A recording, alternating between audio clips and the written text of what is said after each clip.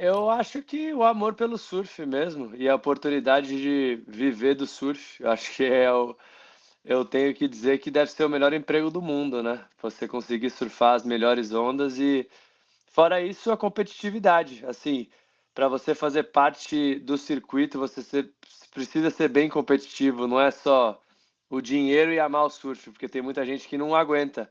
Muita pressão, muita viagem, eh, muitos momentos difíceis, né? Momentos de ápice, momentos de mais baixos, que na verdade a maioria dos momentos são de derrotas, né? Em qualquer ocasião de um atleta de alto rendimento. Então acho que tem um monte de coisa misturada que me levou para isso, para essa decisão. Você tocou num ponto interessante, tanto no circuito brasileiro quanto no QS, como o CT, né? É difícil, né? A competição, né? No Brasil, você compete muitas vezes em ondas não de tão boas qualidades, né? Aí vai para um lugar, vai para o outro. Nesse início, não tem, na maioria dos atletas, não tem grandes patrocinadores, então a dificuldade para se locomover, para inscrição, para equipamento, para tudo é bem difícil, né? Nessa primeira fase sua, como é que foi? Quem eram os seus patrocinadores? Então, assim, para mim eu tive um destaque grande na minha carreira amadora no Brasil e foi bem naquela época de transição que o surf começou a ter um apoio melhor. Então, assim, eu não tive que reclamar. Na época eu era patrocinado pela Hip Cool, mas logo que eu entrei no QS, depois do primeiro ano, eu fui para Quicksilver. Então, eu tive um apoio sempre muito bom, não tenho que reclamar, graças a Deus, ele sempre me sustentou com o que eu precisava. Mas mesmo assim é um custo alto, né? Obviamente, viajar praticamente o ano inteiro não é barato, mas foi mais ou menos isso. Mas não era a realidade de todos. Eu sei que tinha muita gente que estava bem, porque a nossa geração foi uma geração que destacou muito, né? Tanto que no meu primeiro ano do circuito, já na segunda etapa dos eventos maiores de QS, foi quando surgiu o Brazilian Storm, aquela etapa famosa de Lourdes, na Califórnia, em Trestos, que foi quando iniciou. Então tinha bastante atenção para o Brasil e tinha bastante investimento. Obviamente que pegava uma porção, quem estava ali em cima, e os outros talvez não tanto, mas foi uma época boa que não tem o que reclamar. Comparado com o que está hoje em dia, tava bem melhor aquela época, sem dúvida.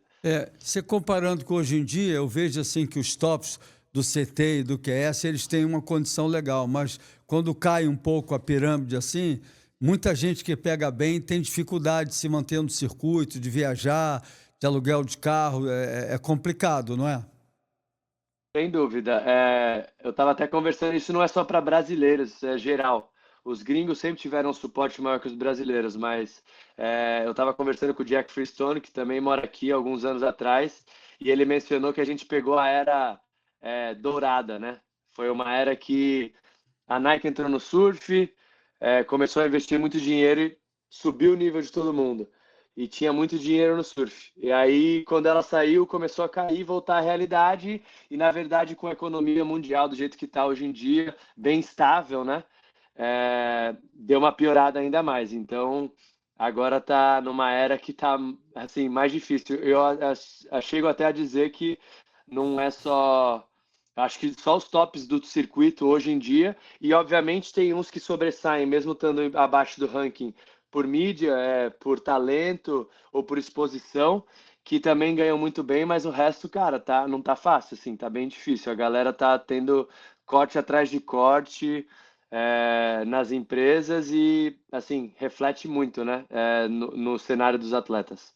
Eu acho que a WSL está fazendo um excelente trabalho, né, assim, em termos de divulgação, principalmente aqui o Brasil, que quando organiza os campeonatos de Saquarema, né, o Ivan e toda a sua equipe fazem um trabalho excelente. Antigamente é, era mais no nicho do surf que o surf era comentado. Hoje é Jornal Nacional, é uma visibilidade, grandes patrocinadores, mas ao mesmo tempo é difícil, porque aquele segundo escalão, ou que seja do CT, não tem essa condição de verba para poder viajar e fica difícil. Isso acontece também no tênis. Eu vi outro dia uma entrevista de um grande tenista, também na Fórmula 1. Quando você cai lá para o segundo, não é a segunda divisão, o segundo escalão, às vezes tem gente que corre só para se manter e querer chegar lá nos tops, não é isso? Sem dúvida. Assim, A vantagem do surf é que, assim, obviamente não é das maiores premiações que existem, mas ainda chega a ser uma premiação muito boa, principalmente para um brasileiro, dólar 1 para 6 hoje, 5,99 acho que chegou a bater.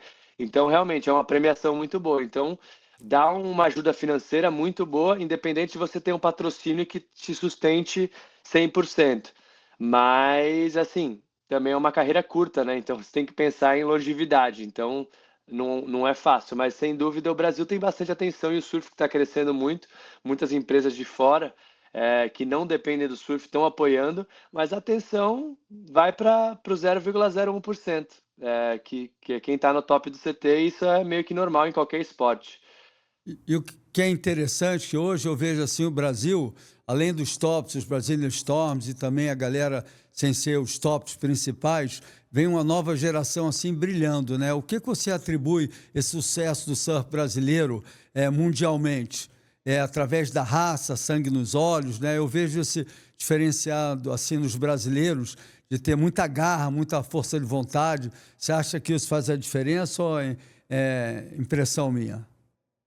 Não, com certeza. Eu acho que esse é o ponto primordial, até porque é a chance da vida, né? Tem que agarrar da forma melhor possível. E aqui fora, assim, apesar das pessoas que talvez competiram vão acabar tendo um trabalho normal, assim, de cotidiano normal, é muito bem valorizada a mão de obra aqui. Então você tá tranquilo, você vai ter uma vida boa, uma vida estável, um país super estável, os Estados Unidos, Austrália, Europa, que são os que dominam junto com o Brasil o circuito mundial.